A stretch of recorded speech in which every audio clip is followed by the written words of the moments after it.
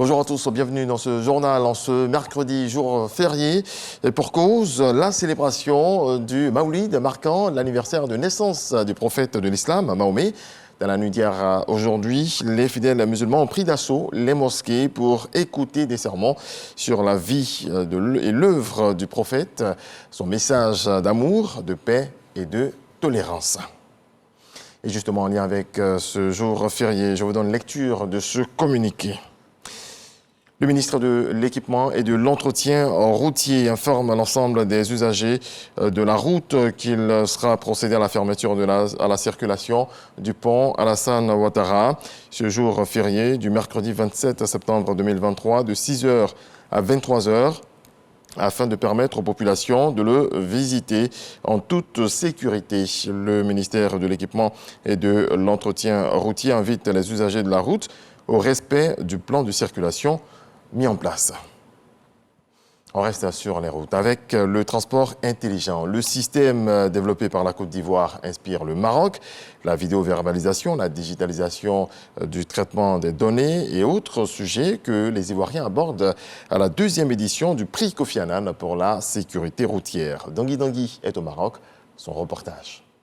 Sur le front de la sécurité routière en Afrique, les chiffres parlent et font froid dans le dos. Le continent perd 300 000 personnes par an dans les accidents de la circulation et revendique ainsi le taux de mortalité routière le plus élevé au monde, soit 26,6 décès pour 100 000 habitants, avec un coût financier estimé à environ 2% du produit intérieur brut PIB. C'est pour encourager les gouvernements, le secteur privé et la société civile à organiser la riposte en prenant des mesures et des initiatives efficaces pour lutter contre les accidents de la circulation que la Commission économique des Nations Unies pour l'Afrique a institué le prix Kofi Annan pour la sécurité routière. Surtout que les armes pour lutter contre la mortalité routière ne manquent pas. Parmi les remèdes dont nous parlons, il y a effectivement l'intelligence artificielle. Il y a un certain nombre d'aides à la conduite qui sont aujourd'hui obligatoires dans beaucoup de pays, notamment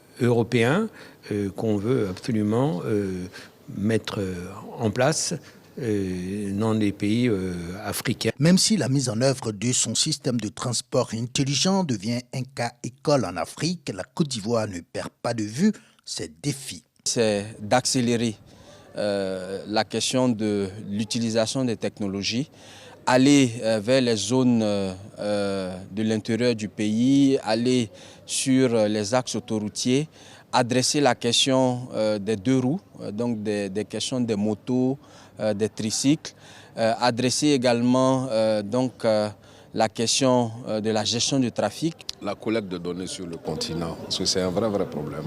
Les services travaillent de façon cloisonnée. Vous avez les données de la police, de la gendarmerie, les données des médecins, du ministère des Transports. Et donc il faut que tout ceci se parle pour qu'on ait vraiment des données cohérentes et qu'avec l'OMS, on finisse par avoir les mêmes données parce qu'il y a des gaps importants qui ne s'expliquent pas.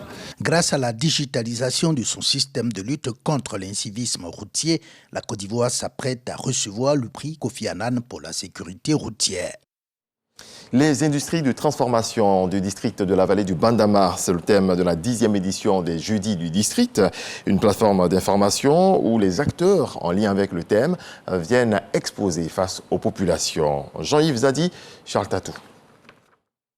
Cadre de concertation et d'échange en vue de permettre la coordination et le suivi des actions de l'État. Cette tribune de communication intitulée « Les Jeudis du district » donne l'occasion aux différents directeurs régionaux et départementaux des services publics et aux responsables des entreprises parapubliques et privées d'aborder plusieurs sujets liés à leur secteur d'activité. La Côte d'Ivoire est le premier producteur dans le monde de la noix brune de cajou. Nous ne sommes qu'à 4% de transformation.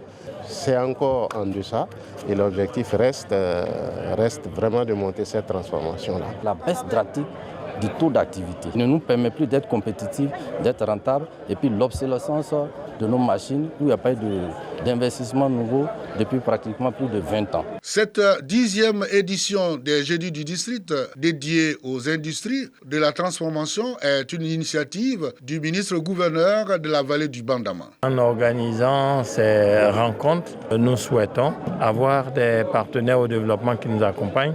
L'État, qui à partir de tous les nouveaux développements, va créer des impôts et des taxes qui lui permettront de disposer de plus de ressources pour s'occuper de la population et de notre pays. Ces assises offrent au district l'opportunité de mutualiser toutes les énergies et les ressources dont il dispose pour des actions concertées afin de parvenir à des résultats durables et tirer suffisamment profit de son potentiel économique. Lancés en septembre 2022, les Jeudis du district visent la réalisation du schéma directeur d'aménagement et du développement de la vallée du Bandama. Le développement s'invite aussi à Korogo, la zone agro-industrielle de la ville dédiée à la transformation de l'anacarde vient d'être inaugurée par le ministre d'État, ministre de l'Agriculture et du Développement rural, Kobena Kwasi Adjoumani. Les infrastructures de base modernes répondant aux standards internationaux sont déjà installées. C'est ce que nous apprend Ami Sissoko. C'est désormais chose faite. La région du Poro a sa toute première zone agro-industrielle. Un rêve longtemps caressé par le monde des producteurs locaux qui vient ainsi de se réaliser. Un espace très attendu par les différents acteurs de la filière de l'anacarde qui ne manquent pas d'exprimer leur satisfaction. Au temps de notre papa, il n'y en avait pas. Mais aujourd'hui, on voit que les choses qui viennent comme ça nous aide à pouvoir faire partir les enfants à l'école. Ça nous donne trop d'avantages. Si on traite l'anacarde ici chez nous, on va gagner de l'argent, on va trouver des emplois pour pouvoir travailler dans l'usine. Située à Klokaka, dans le chef-lieu de région, Korogo, cette nouvelle infrastructure industrielle dotée d'installations modernes de dernière génération est bâtie sur un espace de 28,7 hectares, soit l'équivalent de 28 stades de football. Elle est composée d'entrepôts de stockage, de stations d'épuration des eaux usées et des aires de stationnement d'une capacité de 80 camions. Coût du projet, 7 500 millions de francs CFA. Un cofinancement du Conseil Coton Anacarde et de la Banque mondiale dans le cadre du projet de promotion de la compétitivité de la chaîne des valeurs de l'anacarde. Ce projet est financé sur le guichet Beurre Enclave et vise à renforcer les actions du Conseil de coton d'anacarde, la réalisation des objectifs de développement de la filière anacarde sur la période 2018-2023, à savoir améliorer la productivité, la qualité des noix brutes, accroître le volume de noix transformées localement. Deuxième produit d'exportation agricole de la Côte d'Ivoire après le cacao, avec 1 200 000 tonnes, le défi de la transformation de l'anacarde continue de se poser. La Côte d'Ivoire est aujourd'hui un pays de référence dans l'industrie du cajou, se hissant successivement au rang de premier pays producteur et exportateur de noix brutes et troisième pays transformateur. Depuis peu, notre pays est devenu le deuxième exportateur d'amandes dans le monde, après le Vietnam et devant l'Inde et le Brésil. En plus de recevoir déjà ses premiers investisseurs, la zone agro-industrielle de Korogo va générer 8 000 emplois directs. À terme, le Conseil du coton et de l'anacarde prévoit l'aménagement de 3 autres zones de transformation de l'anacarde dans les villes de Bouaké, Bondoukou et Séguéla. Dans le schéma, quand on parle de production, de transformation, on parle également d'exportation. Dans le domaine du café-cacao, pour la facilitation des exportations, une importante mission ivoirienne s'est rendue dans la capitale belge, à l'approche de l'entrée en vigueur du règlement européen relatif à la déforestation. On voit cela avec l'enseignant Bakayuko. Une nouvelle réglementation a été adoptée par l'Union européenne en relation avec la déforestation, qui devrait interdire à partir de 2025 toutes les exportations, notamment le café et le cacao, vers son territoire, si la preuve n'est pas faite que les pays producteurs mènent une politique de durabilité qui inclut la certification, la traçabilité et la protection de l'environnement. Face à cette nouvelle réglementation aux allures de menaces, la mission ivoirienne à Bruxelles est donc allée plaider pour le classement de la Côte d'Ivoire comme pays à risque faible. Toutes les directions opérationnelles que nous avons rencontrées sont étonnées du fait que la Côte d'Ivoire ait avancé et que la Côte d'Ivoire soit à ce niveau. Je peux dire que nos interlocuteurs sont satisfaits de l'état d'avancement de nos travaux. La partie ivoirienne a présenté les efforts réalisés dans le café cacao, en l'occurrence dans le domaine de durabilité initié 2018. Il s'agit du recensement des producteurs et des vergers, de la mise en place d'un système de traçabilité nationale, de l'élaboration de la norme ARS 1000 pour le cacao durable, ainsi que l'application de l'agroforesterie et du projet de contribution à la reforestation. La base pour nous, c'est la géolocalisation des espaces sur lesquels nos planteurs font le cacao. Et à partir du mois d'octobre, nous sommes en train de passer en vitesse de croisière pour ce qui concerne la distribution des cartes. C'est la base de la traçabilité.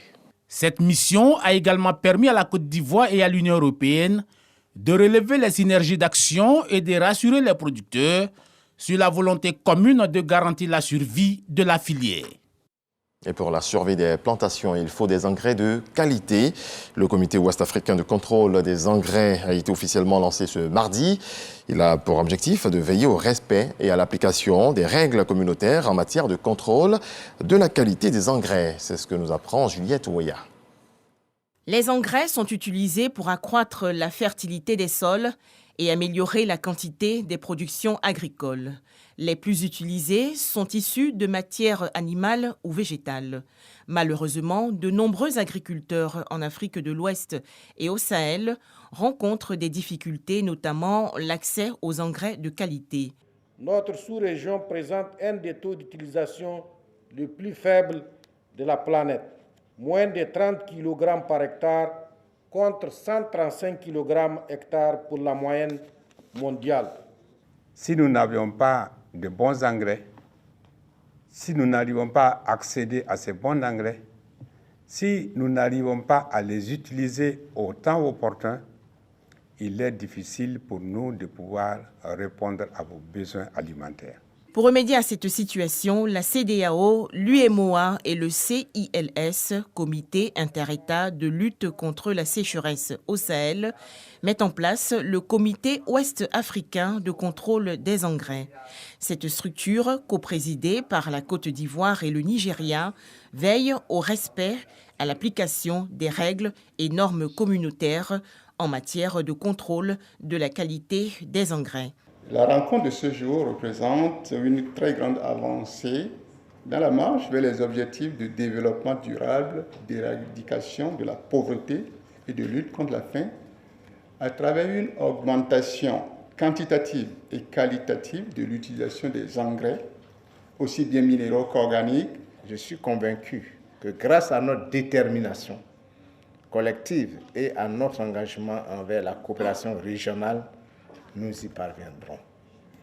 Nous réussirons à promouvoir l'utilisation responsable des engrais, à préserver la santé de nos sols et à renforcer la sécurité alimentaire dans notre région.